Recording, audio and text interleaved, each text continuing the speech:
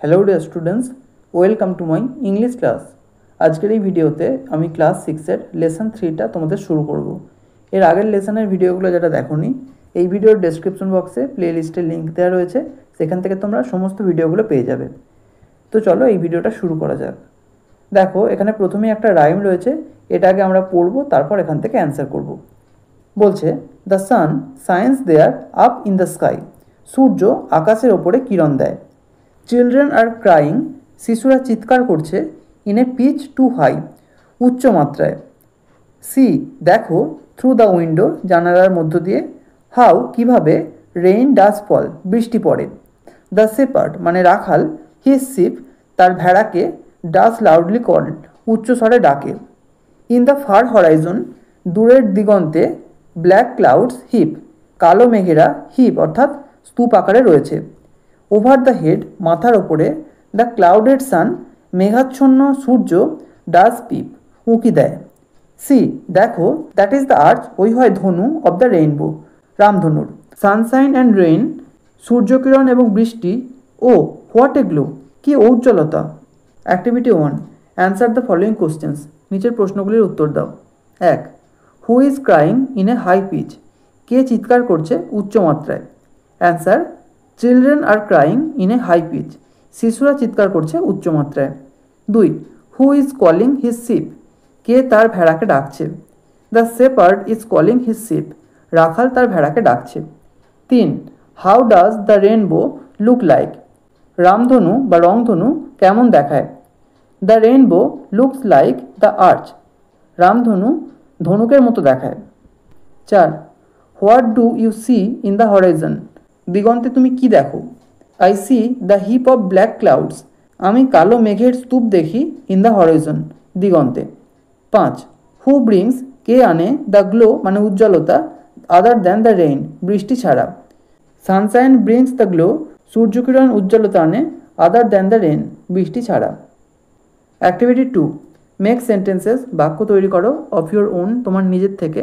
With the following words, নিচের শব্দগুলি দিয়ে। 1. Window, the window is not so big, জানলাটা খুব বড় নয়। 2.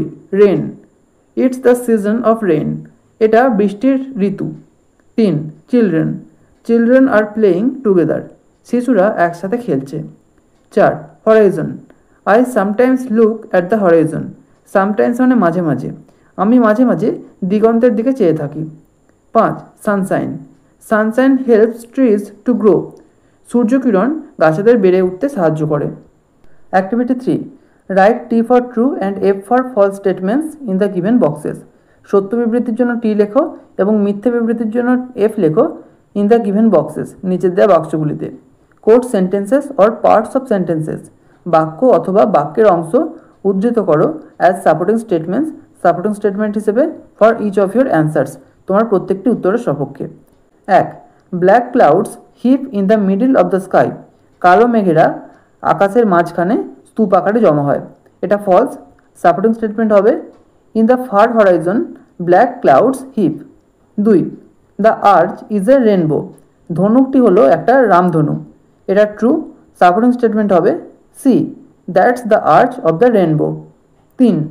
Rain can be seen through the balcony, বৃষ্টি দেখা যেতে পারে ব্যালকনি বা বারান্দার মধ্য দিয়ে। False, supporting statement see, through the window how rain does fall. 4.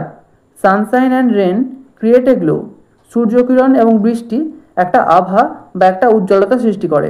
এটা true, supporting statement sunshine and rain oh what a glow. 5. The sun is above our head, সূর্য আমাদের মাথার ওপর আছে। Supporting statement over the head the clouded sun does peep. 6. Children are talking softly, এটা taking আছে, এটা talking হবে। Children are talking softly মানে শিশুরা নম্রভাবে কথা বলছে।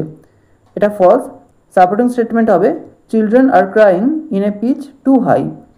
অ্যাক্টিভিটি 4, রাইট সিনোনিমস, সমার্থক শব্দ লেখো for the following underlined words, নিচের দাগ দেওয়া শব্দগুলির জন্য।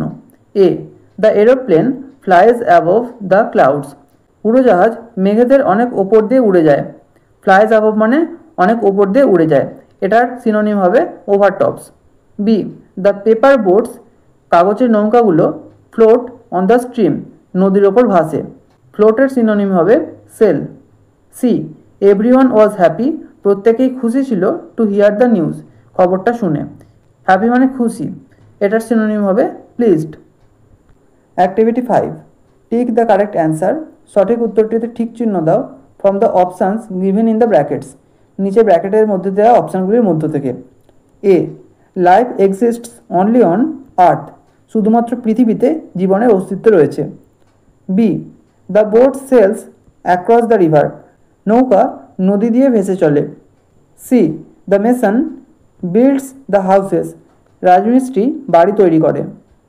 D, the bridge connects the two villages, সেতুটি দুটো গ্রামকে যুক্ত করে। Activity 6, match the pictures on the left, বাম দিকের ছবিগুলোকে মেলাও with appropriate words on the right, ডান দিকের উপযুক্ত শব্দের সাথে। And write one sentence on each of them, এবং তাদের প্রত্যেকটার ওপর একটা করে বাক্য লেখো। দেখো এখানে বাম দিকে পিকচার রয়েছে আর ডান দিকে ওয়ার্ড রয়েছে। 1 নম্বরে দেখো একটা রামধনুর ছবি আছে, 1 নম্বরটা হবে সি এর সাথে। এটাতে আমি বাক্য লিখেছি, I have never seen A rainbow, আমি কখনো রামধনু দেখিনি। 2 নম্বরে দেখো একটা ছেলে তার জুতোর ফিতে বাঁধছে, এটা হবে ডি এরটা। বাকেল, বাকেল মানে জুতোর ফিতে বাঁধা, এটাতে আমি লিখেছি the boy is buckling his shoes, ছেলেটি তার জুতোর ফিতে বাঁধছে। 3 দেখো একটা ফ্লাওয়ার বাস্কেট বা ফুলের একটা সাজি রয়েছে, এটা হবে বি এরটা। There is a beautiful flower basket, সেখানে একটা সুন্দর ফুলের সাজি রয়েছে। 4 নম্বরে দেখতে পাচ্ছি একটা মানুষ তার মাথায় একটা বোঝা নিয়ে যাচ্ছে, 4 নম্বর হবে এ একটা। ক্যারি মানে বহন করা, the man is carrying a load, মানুষটি একটা ভার বহন করছে। Activity 7, underline the abstract nouns in the following sentences, নিচের বাক্যগুলিতে অ্যাবস্ট্রাক্ট নাউনগুলির নিচে দাগ দাও। অ্যাবস্ট্রাক্ট নাউন কোনগুলি? যে নাউনের দ্বারা কোনো দোষ, গুণ বা অবস্থার নাম বোঝায় সেগুলোকে অ্যাবস্ট্রাক্ট নাউন বলে। 1, হার লাফটার ফিল্ড দ্য মুভমেন্ট, তার হাসি মুহূর্তটাকে পূর্ণ করলো উইথ হ্যাপিনেস, আনন্দে। এখানে দুটো অ্যাবস্ট্রাক্ট নাউন আছে, একটা হলো লাফটার আর একটা happiness. 2, Birbal was famous for his wisdom, Birbal তার জ্ঞানের জন্য বিখ্যাত ছিল। এখানে উইজডম হলো অ্যাবস্ট্রাক্ট নাউন। 3, উই অ্যাডেড হানি, আমরা মধু যোগ করেছিলাম টু দ্য জুস, শরবতটার সাথে, ফর সুইটনেস, মিষ্টত্বের জন্য, সুইটনেস হলো abstract noun. 4, Neera does not make friendship, Neera বন্ধুত্ব করে না উইথ এ স্ট্রেঞ্জার, কোনো অপরিচিতের সাথে। এখানে ফ্রেন্ডশিপ হলো abstract noun. 5, death is inevitable, মৃত্যু অবশ্যম্ভাবী, এখানে ডেথ হলো অ্যাবস্ট্রাক্ট নাউন। এখানে আজকে শেষ করছি, নেক্সট ভিডিওতে বাকি অ্যাক্টিভিটিগুলো নিয়ে আলোচনা করব। এই ভিডিওটা যদি ভালো লেগে থাকে তাহলে একটা লাইক করো, আর অবশ্যই চ্যানেলটিকে সাবস্ক্রাইব করে বেল আইকনটিকে অল করে রেখো, যাতে আমাদের আগামী সমস্ত ভিডিওর নোটিফিকেশানগুলো তোমরা পেতে পারো। Thank you.